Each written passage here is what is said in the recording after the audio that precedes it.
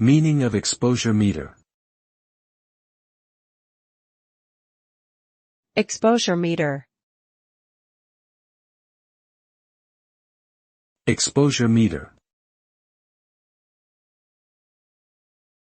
Exposure meter. Exposure meter. An exposure meter is a device used in photography to measure the amount of light hitting the subject or scene being photographed. It provides a reading of the light intensity and helps the photographer determine the appropriate settings for aperture, shutter speed, and ISO to achieve proper exposure. The result of using an exposure meter is a well-exposed photograph where the brightness and contrast are balanced, with no overexposed or underexposed areas. This tool is crucial for photographers to ensure that their images accurately capture the light and color of the scene they are photographing.